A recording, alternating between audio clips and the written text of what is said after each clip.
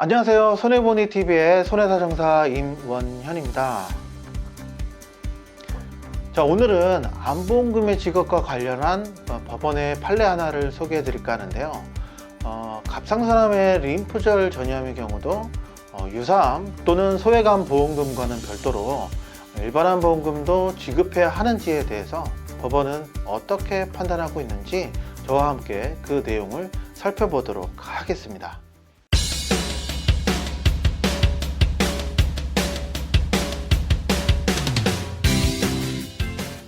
자, 피보험자는 보험회사와 2008년 6월 17일 암진단 시 암진단비를 지급하기로 하는 특약을 포함한 보험계약을 체결했었는데요. 자, 그 후 2011년 12월 12일 한 병원에서 FNAB라고 하는데요.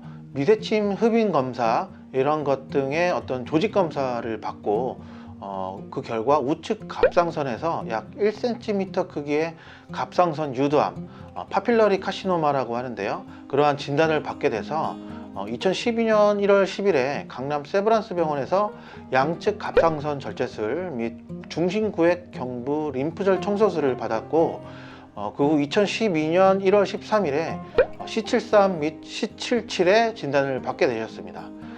자, 이에 피보험자는 보험회사에 약정한 대로 갑상선암 진단비 1,000만원과 또 일반암 진단비 2,000만원 등 총 3,000만원의 보험금을 달라고 청구를 했는데요. 그런데 보험회사는 이렇게 보험금의 청구가 들어오자 목 림프절 전이암은 별도의 질환 내지 암이 아니라 갑상선암의 진행 정도를 나타내는 것에 불과하다 라고 하면서 2012년 1월 26일 유사암 또는 소외감 진단비로 1,000만원을 지급하고 2013년 5월 27일에 일반암 진단비로 1,000만원 등 총 2,000만원을 지급을 한 거예요. 자, 피보험자는 그러자 미지급한 나머지 1,000만원도 마저 지급하라고 주장을 했는데요. 결국 조정이 되지 않아서 소송까지 이르게 됐던 그런 사례였습니다. 자, 재판부는 이에 대해서 크게 4가지 정도의 이유를 들면서 결국 피보험자의 손을 들어주게 됐는데요. 그 이유는 뭔가 한번 살펴보도록 하겠습니다. 자, 림프절 전이암의 진단은 단순히 갑상선암의 진행 정도를 표시하기 위한 것인가, 이거에 대해서 먼저 판단을 했는데요. 우선 재판부는요, 피보험자는 강남 세브란스 병원에서 갑상선암의 진단과는 별도로 목 림프절 전이암도 진단을 받았고, 제6차 한국표준질병 사인분류에는 목 림프절의 2차성 및 상세불명의 악성 신생물 C77이 포함되어 있으며, 또 이 사건에서 주치의가 진단서에 위와 같이 기재한 것이 단순히 암의 진행 정도를 표시하기 위한 것이라고 인정할 만한 아무런 자료가 없다라고 판단을 해서 림프절 전이암의 진단이 보험회사의 주장대로 단순히 갑상선암의 진행 정도를 표시하기 위한 것은 아니다라고 판단을 했습니다. 두 번째로 목 림프절의 2차성 및 상세불명의 악성 신생물을 전이암으로 볼 수 있는지에 대해서도 판단을 했는데요. 목 림프절의 2차성 및 상세불명의 악성 신생물에서 거기서 말하는 2차성은 다른 부위에서 전이된 것을 의미하는 것으로 보는 게 상당하고, 또 원격 정도, 원발 부위의 크기, 치료의 난이도 등을 특별히 제한하고 있지도 않기 때문에 오히려 이 특별약관에서는 2011년 4월경부터 C77의 경우 1차성 악성 신생물이 확인되는 경우에는 원발 부위를 기준으로 분류한다 라는 내용이 추가 및 변경된 것으로 보이는 점 등을 감안했을 때 전이암으로 보는 것이 오히려 타당하다 라고 판단을 했습니다. 림프 전이암은 별도의 암으로 보는 게 맞는가 라는 부분에 대해서도 판단을 했는데요.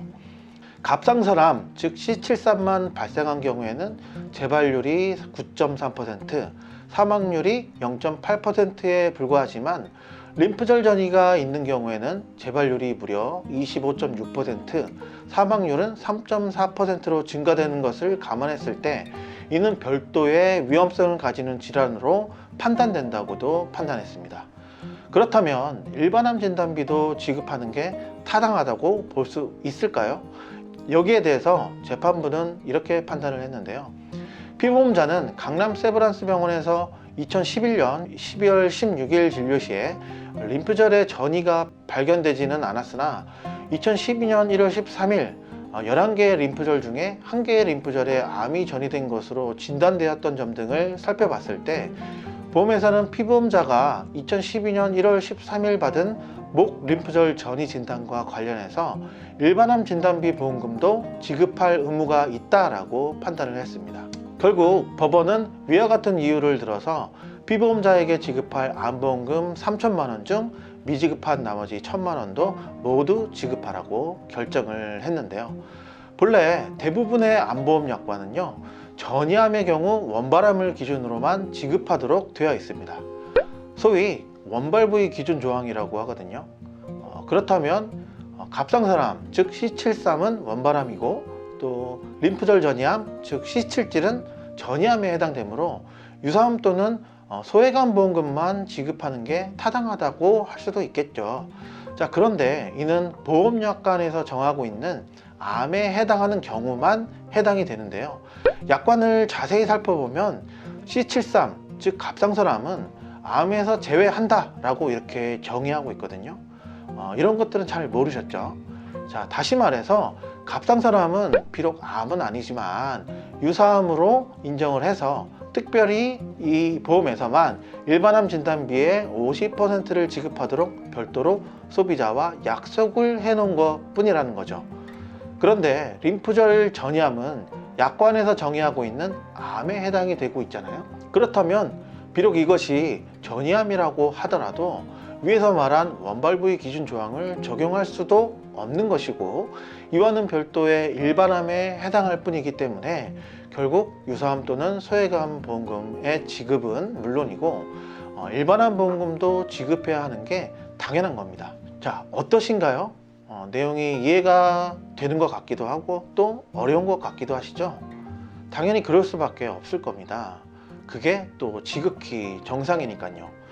보험약관은요, 일반 소비자의 관점에서 바라보면 너무나도 어려운 게 그렇게 만들어 놨기 때문인데요. 림프절 전이암의 일반암 보험금 지급의 문제는 아주 예전부터도 있어 왔고 또 대부분 소비자의 손을 들어주는 경우도 사실 많습니다. 그러나 정말 저도 손해사정사로서 너무나도 황당한 일을 많이 겪고 있던데요.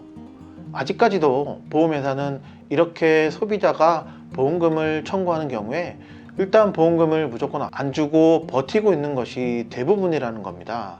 그냥 묻지도 따지지도 않고 일단 안 주고 버티고 있다가 소비자가 만일 저와 같은 손해사정사나 변호사를 선임해서 재청구를 하거나 또는 분쟁을 제기하면 최대한 버텨보다가 벼랑 끝에 몰려서야 지급을 하고 있다는 사실입니다. 자, 이러다 보니 소비자들께서는 인터넷 찾아보니 다들 봤던데 나만 뭐가 다른 문제가 있는 건가? 내가 가입한 보험은 정말 받을 수는 없는 건가? 나만 뭔가 다른 암에 걸린 건가? 이렇게들 생각하실 수 있는데요. 싸움을 겁내지 마세요. 계란으로 바위치기가 이제는 아닙니다. 이제는 망치나 해머로 바위를 힘껏 내리치셔야 할 때입니다. 그래서 그 억울함을 이제는 풀어야 하지 않을까요? 자, 오늘은 림프절 전이암의 경우 일반암 보험금도 모두 지급해야 한다는 법원의 판례를 들고 와봤습니다. 보험 분쟁이 없는 그날까지 저는 더 유익한 정보로 여러분들을 다음에 또 찾아뵙도록 하겠습니다. 지금까지 저는 손해보니TV의 손해사정사 임원현이었습니다. 감사합니다.